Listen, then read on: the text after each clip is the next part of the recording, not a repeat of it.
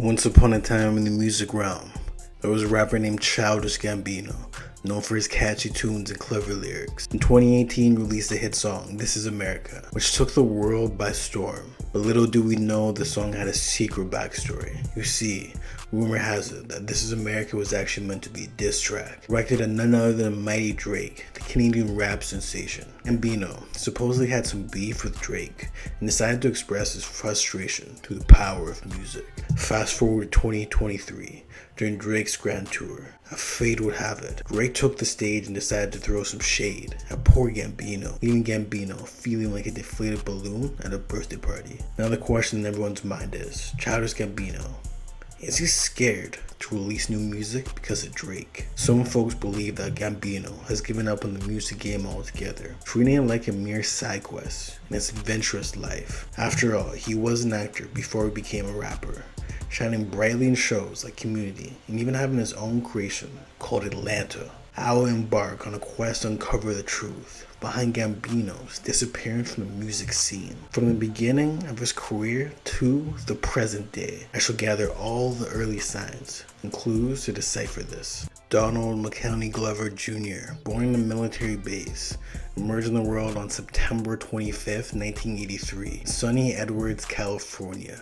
He grew up in Stone Mountain, Georgia, where his dad was stationed and his mom was a daycare provider. Donald Sr., his dad, was all about delivering the mail with finesse. The living home also served as a haven for foster kids for a whopping 14 years. Now young Donald was brought up as a Jehovah's Witness, but he since shed his religious cloak and embarked on his own path. His little bro Steven followed in his footsteps, and now they're a duo in the world of writing and producing. His high school days at Avondale High School, Donald had quite the reputation. He even scored the honor of being voted most likely to write for The Simpsons in his yearbook. Fast forward to 2006, he proudly snagged his degree in dramatic writing. Before that, he had a wild ride with his independent mixtape called The Younger I Get, which he decided to keep hidden away, calling it Two Raw Ramblings. To add to his talents, Donald delved into the world of DJing and electronic music production. He went by the moniker MC DJ and later Mick DJ.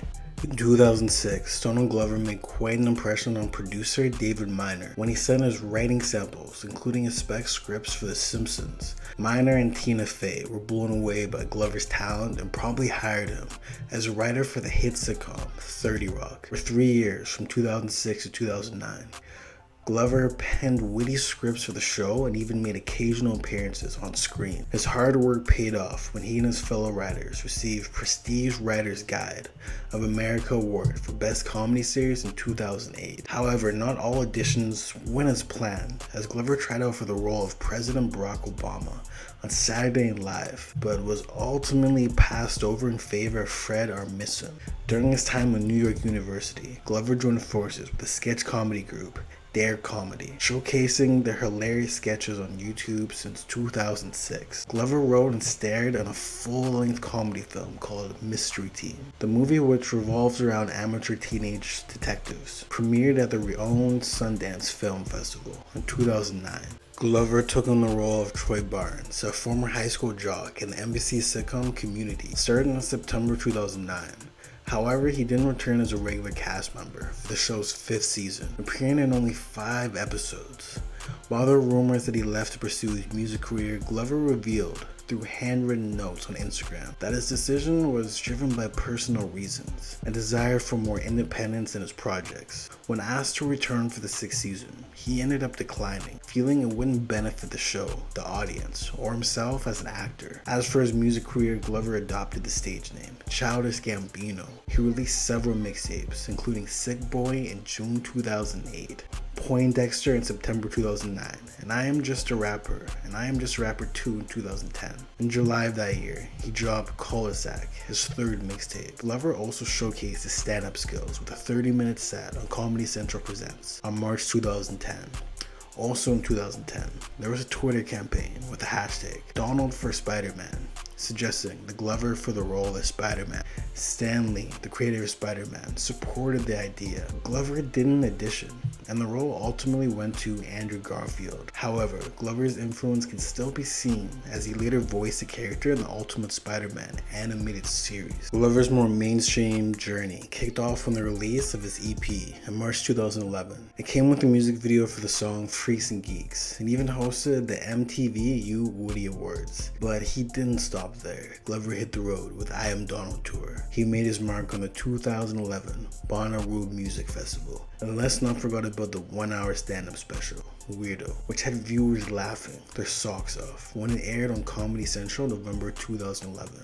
When it came time to drop his debut studio album, Glover turned to Ludwig, the genius behind Community Score, for production assistance. The album, titled Camp, dropped on November 15, 2011, complete with hit singles like Bonfire and Heartbeat. Camp debuted at number 11 on the Billboard 200 and received critical acclaim. It was a real gem of 2011, as even Pop Matters hailed it as one of the best records across all genres.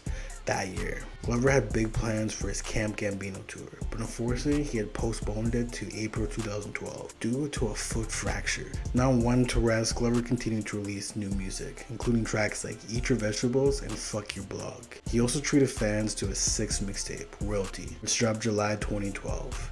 The mixtape featured collaborations from various artists, including his brother Steven. In the midst of his endeavors, Glover also made waves in the television world. He signed a deal with FX to create Atlanta, a music-themed show where he would star, write, and serve as executive producer. Despite interest from multiple networks, he chose FX because they're willing to work around his super busy schedule. And if that wasn't enough, Glover dabbled in acting, appeared in the romantic comedy The To-Do List in 2013. Glover was on fire with his second studio album Because the Internet.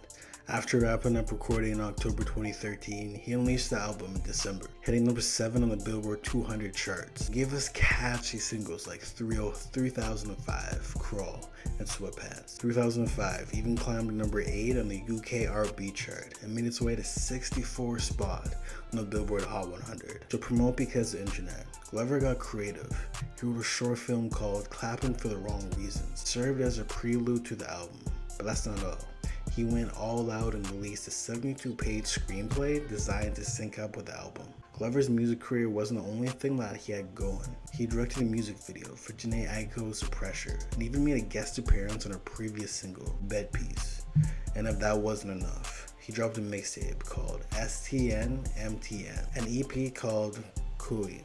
STN MTN was available for free download. All the proceeds for Koyu went to law enforcement policies. Glover described them as a joint project, the first concept mixtape ever, tuning the story told in Camp and Because of the Internet. Glover's incredible work didn't get unnoticed. At the 57th Annual Grammy Awards, he snagged his first Grammy nominations for the Best Rap Album with Because of the Internet and the Best Rap Performance with 3005. In 2015, Glover is quite the movie star. First he played the scientist in Larazzo Effect, bringing dead people back to life with the Consequences. Then he joined the cast of Magic Mike XXL as a singer. Lastly, he joined the star-studded cast of The Martian, where he played a role helping rescue a stranded astronaut on Mars. But it wasn't just movies that kept him busy. In December 2014, FX ordered Glover's Atlanta series, which premiered in 2016 with rave reviews. As if that wasn't enough, Glover also dabbled in the music again. In 2016, debuted songs for his third studio album, Awaken My Love. The album was a departure from the usual hip-hop style, showcasing Glover's singing talents and drawing inspiration from psychedelic soul, funk, and R&B. It produced hits like Redbone and Terrified, and earned critical acclaim, even receiving Grammy nominations. 2017, Glover made an appearance in the superhero film Spider-Man Homecoming as a cunning criminal Aaron Davis, who happens to be the uncle of Miles Morales. The Spider-Man he voiced in an animated series. It was like a surprise treat for fans, and director John Watts knew exactly what he was doing by casting Glover. But that's not all. The Time magazine recognized Glover's influence by naming him one of the 100 most influential people in the world. In April 2017, Tina Fey, the witty wordsmith herself, wrote a glowing entry to Glover, highlighting his ability to embody his generation's belief that they can be whatever they want, change their desires at any time. It's like Glover is the poster child for living his life on your own terms. In a stunning twist, Glover dropped a bombshell in June 2017 by announcing his plan to retire as Childish Gambino's stage name.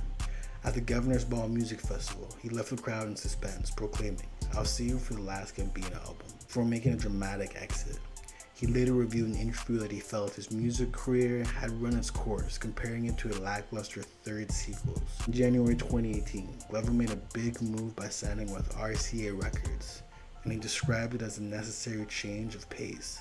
But that's not all. In May 2018, while hosting a performance on Saturday Night Live, Glover dropped a bombshell of a single called "This Is America." Man, did it definitely make an impact. The song skyrocketed #1 on the charts, making Glover's first ever chart topper. "This Is America" showcased Glover's singing and rapping skills, drawing inspiration from trap music. But it wasn't just the catchy beats that caught people's attention. The lyrics dive into heavy topics like gun violence and the experience of being black in the United States. Let's not forget about the controversial music video, directed by frequent collaborator Hero Moreau. It showed Glover's wielding a firearm and shooting at a choir. The success of "This Is America" definitely didn't go unnoticed. It snagged multiple Grammy Awards, including Song of the Year, Best Music Video, Best Rap Song Performance, and Record of the Year. It even made history as the first rap song to win the prestige Record of the Year award.